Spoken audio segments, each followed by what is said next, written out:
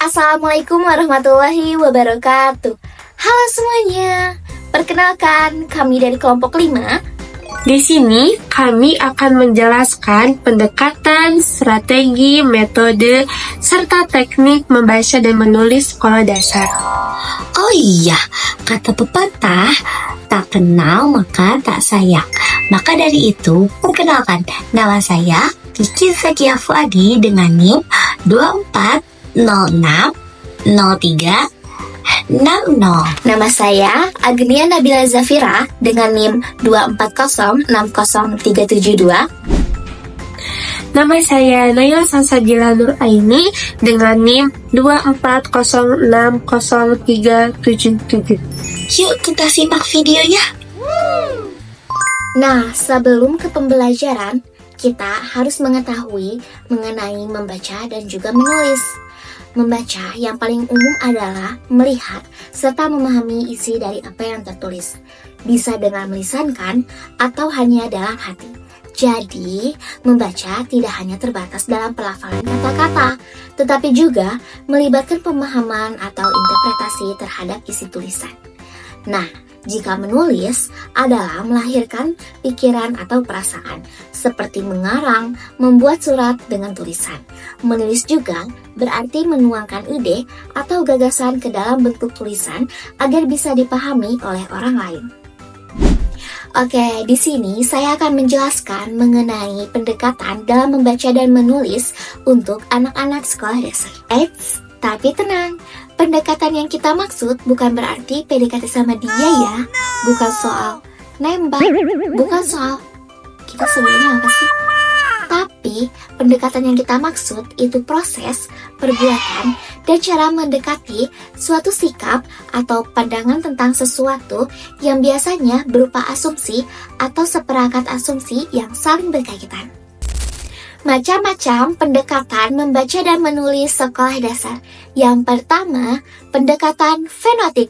Pendekatan ini yang mengajarkan anak bunyi huruf dan merangkainya.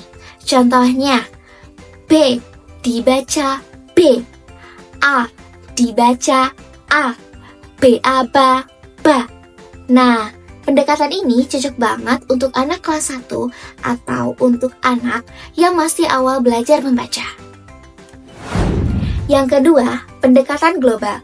Pendekatan ini biasanya siswa akan dikenalkan dalam kalimat atau cerita utuh dulu. Misalnya, anak melihat kalimat, "Ini Ibu Budi." Mereka langsung belajar mengenali bentuk-bentuk kata dari konteks. Pendekatan ini lebih natural dan biasanya digunakan dalam sekolah yang aktif menggunakan buku cerita. Yang ketiga, pendekatan kontekstual. Pendekatan ini belajar membaca dan menulis yang dikaitkan dalam kehidupan sehari-hari. Yang keempat, pendekatan tematik integratif. Biasanya pendekatan ini masuk dalam kurikulum merdeka. Anak belajar membaca dan menulis dalam tema tertentu. Contohnya, lingkungan, keluargaku, atau cita-citaku. Poin selanjutnya yang akan kita bahas yaitu strategi. Strategi itu apa sih? Strategi adalah rencana atau taktik yang digunakan untuk mencapai tujuan tertentu. Nah, tujuan tertentu yang akan kita bahas yaitu membaca dan menulis untuk anak sekolah dasar. Strategi membaca. Yang pertama, membaca bersama.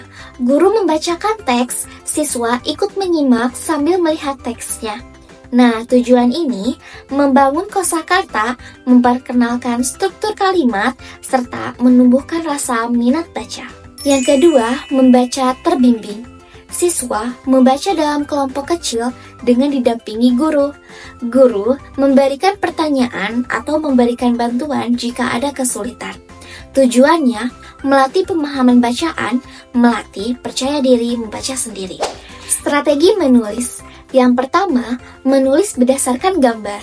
Siswa diberikan gambar dan diminta untuk menceritakan atau mendeskripsikan berdasarkan gambar tersebut. Yang kedua, menulis berdasarkan peta pikiran atau mind mapping. Metode adalah cara untuk menerapkan rencana yang sudah dibuat ke dalam kegiatan nyata agar tujuan tercapai secara optimal. Metode ini digunakan untuk menerapkan strategi yang telah ditetapkan.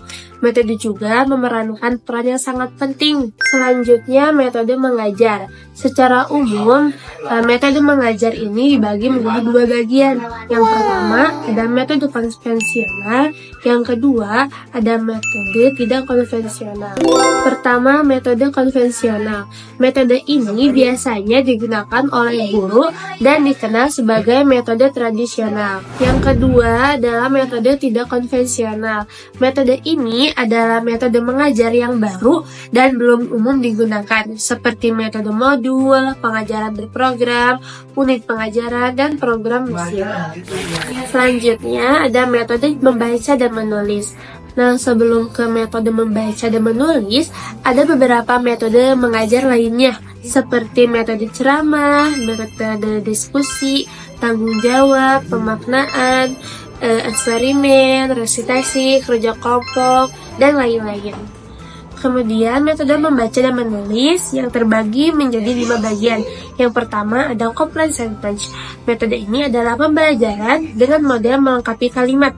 Model pembelajaran ini merupakan model pembelajaran yang inovatif, di mana siswa belajar melengkapi paragraf yang belum lengkap kalimatnya dengan menggunakan kunci jawaban yang tersedia. Yang kedua ada metode REAP atau singkatan dari Read, Encode, and Note Ponder. Metode ini mempunyai tujuan untuk meningkatkan kemampuan pembaca memahami bacaan dengan cara menyintesiskan ide-ide pengarang ke dalam kata-katanya sendiri, sehingga dalam penerapan metode ini, pembaca bisa lebih memahami bacaan yang dibaca. Yang ketiga adalah metode CIRC atau Cooperative Integrated Reading and Composition.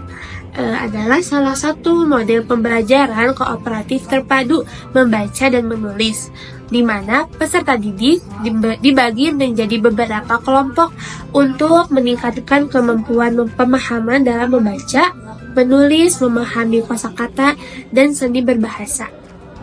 Adalah metode PQ4M atau Preview, Question, Read, Refresh, Recheat, and Review. Merupakan strategi yang digunakan untuk membantu siswa mengingat apa yang mereka baca dan dapat membantu proses belajar mengajar di kelas yang dilaksanakan dengan kegiatan membaca bacaan atau buku. Adalah metode SQ3N yang singkatan dari Survey, Question, Read, Recheat, and Review. Metode ini merupakan suatu sistem belajar yang terkenal secara luas yang mudah diadaptasikan dengan tugas-tugas membaca. Nah, dan yang terakhir adalah teknik menulis dan membaca bagi siswa sekolah dasar. Nah, teknik ini sangat penting untuk dipelajari karena termasuk ke dalam perkembangan literasi anak sejak dini. Nah, teknik pembelajaran dapat diartikan sebagai cara atau langkah-langkah praktis dan sistematis yang diterapkan oleh pendidik di dalam kelas untuk mencapai tujuan pembelajaran. Teknik berbeda dari metode. Jika metode itu lebih menyeluruh, maka teknik lebih spesifik dan operasional di dalam proses belajar dan mengajar. Nah, menurut Knowles, teknik pembelajaran dibagi menjadi 7 bagian. Yang pertama adalah teknik presentasi. Nah, teknik presentasi ini seperti ceramah, siaran televisi, film, slide, debat, dialog, tanya jawab, dan lain-lain. Yang kedua yaitu teknik pembinaan partisipasi peserta didik dalam kelompok besar yang mencakup tanya jawab, forum, kelompok pendengar bermain peran, dan panel berakhir. Yang ketiga yaitu teknik untuk diskusi, seperti diskusi terbimbing, buku, pemecahan masalah, dan diskusi kursus. Yang keempat ada teknik-teknik stimulasi yang terdiri antara lain bermain peran ataupun pemecahan masalah kritis. Yang kelima, ada teknik pelatihan kelompok training. Yang keenam, ada teknik pelatihan tanpa bicara. Dan yang terakhir, ada teknik-teknik pelatihan keterampilan praktis dan pelatihan. Bagaimana penjelasan dari kami?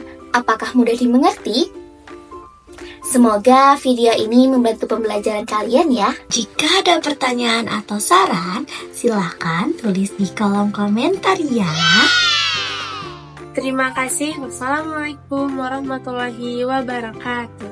Dadah, sampai jumpa.